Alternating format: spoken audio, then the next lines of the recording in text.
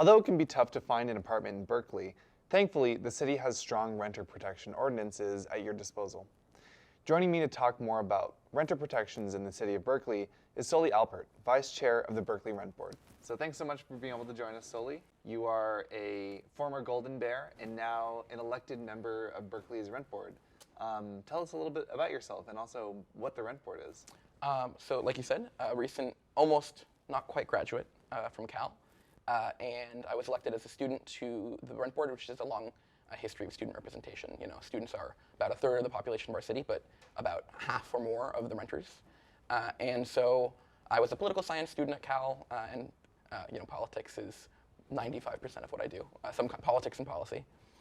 And the Rent Board is a really great place, not just for folks to go for advocacy around, policies around tenant protections, but also just for, making sure that they get the protections they deserve as tenants. It's a place for both tenants and landlords to go for information and services, resources.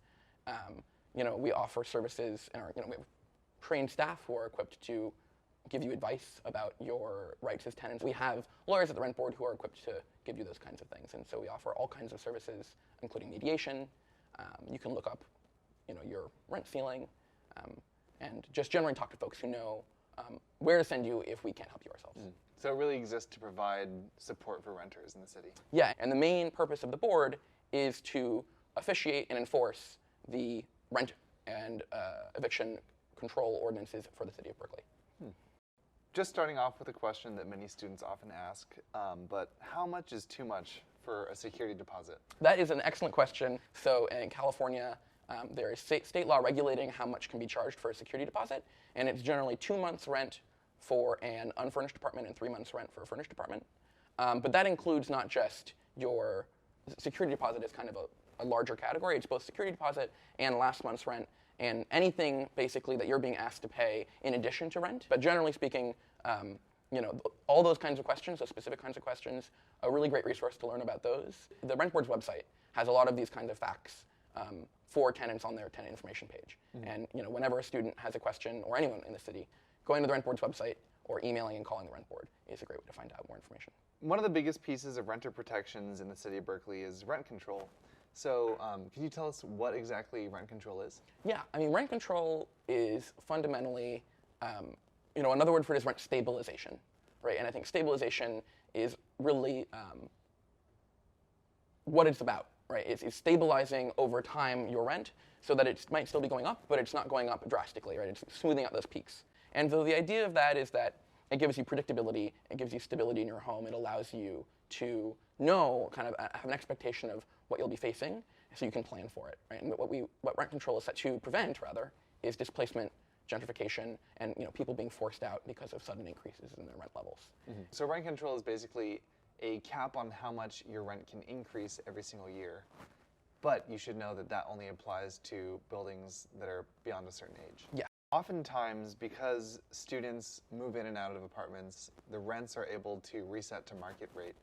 And I think that's maybe the experience that most students have. So in light of that, how does rent control benefit students? So it's a big problem for students, and students are not able to benefit as much from rent control because of that problem. There are still a lot of ways that rent control does protect students. So for example, even though your rent isn't going to be going up, they still get the stability of, or rather the predictability of knowing that when their lease expires, they're not going to face double or 50%, 100% rent increases in those units. I actually just got contacted by a couple students recently. They're in a building and the landlord's trying to increase their rent by more than 50% overnight, which is really shocking. But unfortunately, the building isn't covered by rent control. And so even though you're not getting necessarily that long-term stability in prices, you are getting that predictability. And the other part is that the other side of the coin of rent control is eviction control.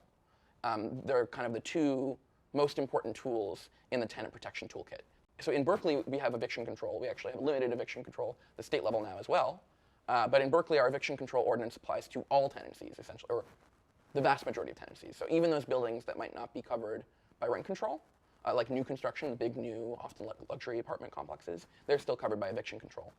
If a student is facing an eviction issue, contact the Rent Board immediately. But generally speaking, you still can be evicted, but it has to be for a reason.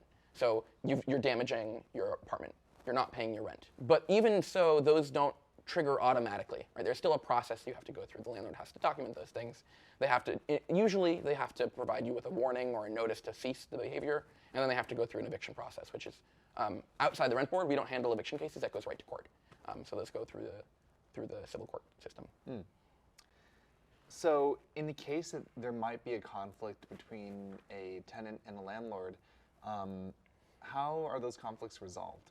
So there are a number of different ways to resolve those kinds of conflicts. In varying levels of kind of formality and escalation, right? The first one is negotiation, and so the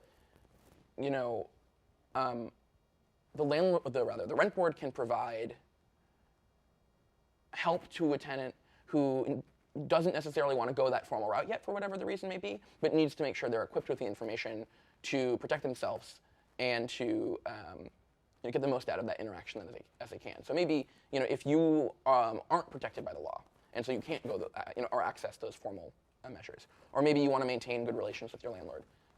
It's a diplomatic relationship. You have to think about it in terms of cost and benefit of different actions, and so that kind of informal negotiated tactic can be useful and important, and the rent board can help folks as they're preparing to try and do that. We have on our website, different petitions. They're like coded with letters and numbers for different things. And so if you believe that your landlord is violating the rent control ordinance or some other piece of local law related to rent protections, then you can file a formal petition with the city of Berkeley with the rent board rather, seeking the board to force the landlord to comply.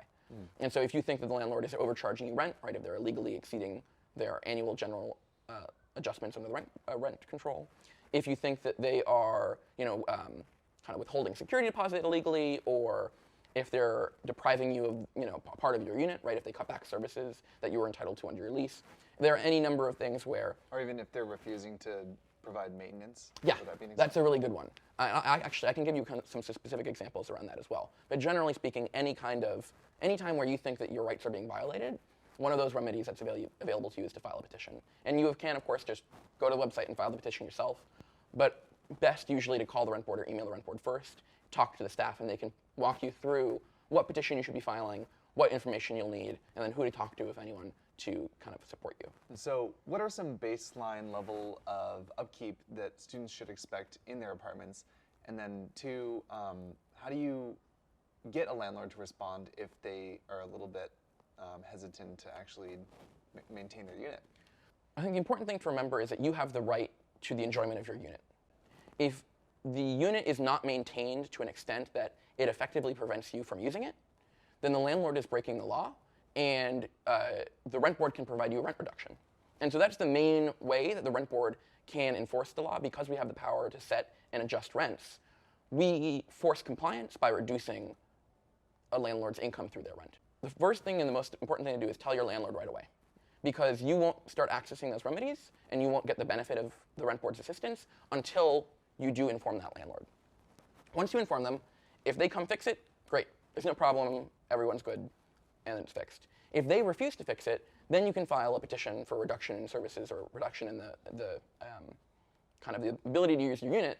And so you can get up to 100% reduction in your rent for the failure of the landlord to make those repairs. And you can actually get that retroactively. You have you're not just an expectation, but a right to a baseline level of maintenance in your apartment. However much some landlords might not want to believe that. You have that right. So what are some of the most common reasons that you've seen students approach the rent board for? One of the most common things I see is that they don't talk to the rent board. I think a lot of students in particular, think of themselves first and foremost as students at Cal, and so we'll go to the university for assistance. And that, that's really important, and the university can offer a lot of help. And so, I think it's really important for students to know that, yeah, they can access city services, they can access rent board services. What folks most often reach out to me about is, my rent is going up a lot, more than I thought it should. Is this illegal? What's going on? Or my landlord is behaving really unreasonably. What rights do I have?